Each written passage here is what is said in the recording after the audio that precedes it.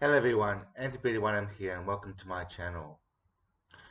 In this video I'm going to talk about obstacles and encumbrances to ethical vegantinatalism. So people live a life and they encounter various things, and I'm going to talk about, from my experience, the things which have seemed to be obstructive to many people that prevent them from becoming ethical vegantinatalists. The first idea I want to bring up is the idea of what I call egosectionality. You can call it egocentrism as well. It's pretty much the same thing, but with slightly different meanings. Egosectionality basically means that whatever you are characterized by, such as your gender, your skin color, your race, the language that you speak, all of these things and much more, your ability to move about, all of these things qualify how you feel about other people.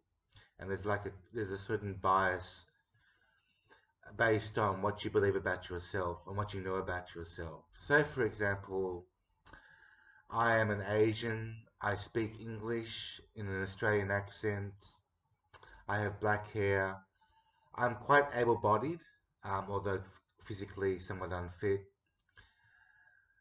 I'm a male human, um, and I'm aged 42, for example. All of these things contribute to my default beliefs, and I often infer these beliefs on other people. So I'll often infer my values of being a male human, for example, on other people and believe that they will believe the same thing or feel the same thing. So it is with animals. I often regard them with compassion and pity. But maybe they don't feel the same way. Maybe they feel even more of the sadness that I feel about their particular plight. So it's never an exact science. We often have a bias towards how we feel about ourselves and further about other people as well. The second obstruction that I want to cite is based on religion, in particular Christianity, which I have the most experience in.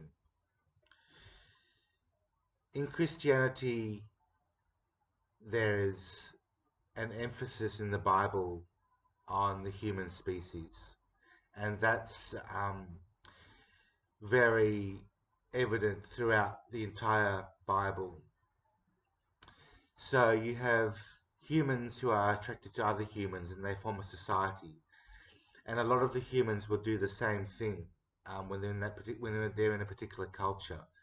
So humans will worship in the same way, they will encourage each other to act in the same way and believe the same things, and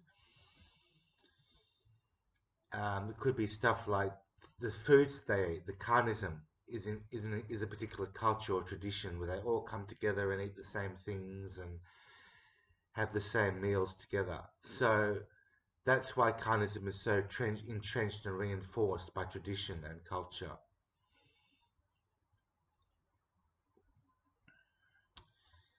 It's so the way of life that we all lead, the way that we're brought up as children and so on, is compounded by social interaction and value adding. So that means that, you know, if you speak with someone, you tend to become friends with them and tend to agree on the same things, and that's compounded by your personal experiences. We live in a world now of social media where we have a lot of access to information, which is obviously much more diverse. So social media has certainly helped us to diversify our opinions and so on, but it hasn't stopped a lot of people from believing and focusing on something like the Bible and limiting and narrowing their views towards that. We live in a world where people are literally fighting for your time and your attention. So if you focus your attention on too many bad things or things which misinfluence you, your views on life and your behavior will also be misinfluenced. The third obstruction I want to mention in this video is limited life experience. So I'm looking at myself now. I'm doing this video. I look at the world around me, I can see things and hear things, I can smell things and taste things. But these are all immediate sensory pleasures or sensory experiences. So I can't imagine what it would be like in the world around me. From the 5 minutes that I've been speaking, I don't know how many animals have suffered and died in that time. It's impossible for me to go outside the realms of my immediate experience and understand how much suffering is going on unless I watch a video or something. So I am limited by my immediate experience of the world around me. If something goes on outside, I can sense that, I can feel that to a certain extent, but I will never fully understand or comprehend the amount of suffering that goes on in the world at large. If I was God, if I was in the body of God and I looked down upon the world and looked at everything, all the suffering that existed all at once, I would be very, very sad indeed. But we can only imagine these things. We cannot fully comprehend what's going on. And I don't think the human experience is fully aware of what's going on at any particular time.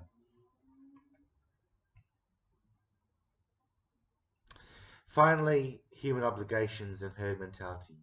These two are grouped together, but they could well be separated into the fourth and fifth, I think, points that I raised in this video.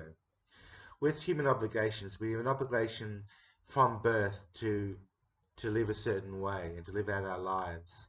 So things like having a job, having to earn money, having to look after ourselves, needing to have friends and interact socially with other people, and the obligations that some feel to have a family, to have children and so on, which I believe is not an obligation at all, but some people feel that they have to have children, that sort of thing, causes us to live in a particular culture and to believe certain things based on that culture. Herd mentality is very similar. There are so many people and we all act together. I mentioned that before with religion. We all seem to act as one, and we all seem to default believe that the things that we should be doing are based on the behaviors and actions of other people as well. So we all influence each other and we all gravitate towards each other, and sometimes we get it wrong, and I think the mainstream gets it wrong a lot of the time.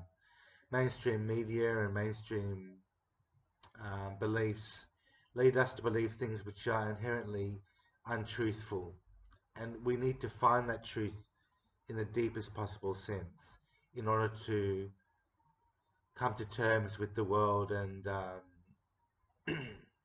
believe things which are inherently true rather than just things that we picked up from somewhere and are misleading in so many ways, like pronatalism, for example. So there you go, folks. I hope you learned something about how I feel about the world and how I feel that ethics is not straightforward. Ethics is not something that is easy to come by, and only by thinking out these problems in the world today can we come to terms with, first of all, the fact that they are problems, and secondly, how to deal with them. Okay, folks, hope you learned something today, and I will see you in the next video. Bye for now.